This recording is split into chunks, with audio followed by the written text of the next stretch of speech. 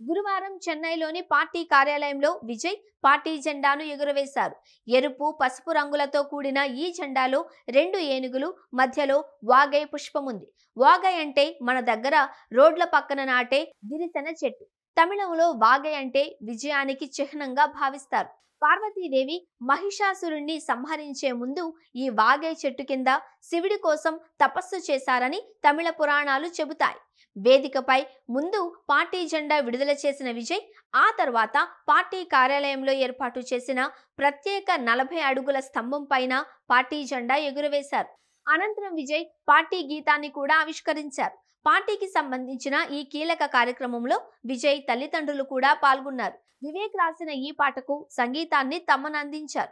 ఈ కార్యక్రమానికి అభిమానులు పెద్ద ఎత్తున హాజరయ్యారు. జెండా ఆవిష్కరణ అనంతరం విజయ్ పార్టీ కార్యకర్తలతో కలిసి ప్రతిజ్ఞ చేశారు.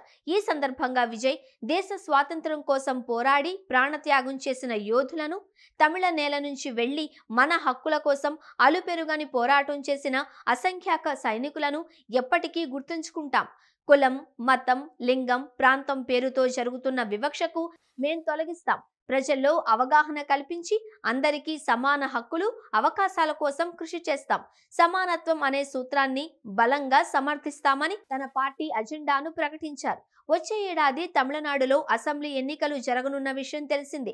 ఈ ఎన్నికలే లక్ష్యంగా విజయ్ పార్టీని ప్రజల్లోకి తీసుకువెళ్లేందుకు సన్నాహాలు చేస్తున్నట్లు స్పష్టమవుతోంది. లోక్సభ ఎన్నికల్లో పోటీ చేయని విజయ్ తన మద్దతును ఏ పార్టీకి కూడా అందించలేదు. 2026లో జరిగే రాష్ట్ర శాసనసభ ఎన్నికల్లో బరిలోకి దిగుతామని ఆ సమయంలోనే స్పష్టం చేశారు. అందుకు అనుగుణంగా తాజాగా పార్టీ జెండాను ఆవిష్కరించారు.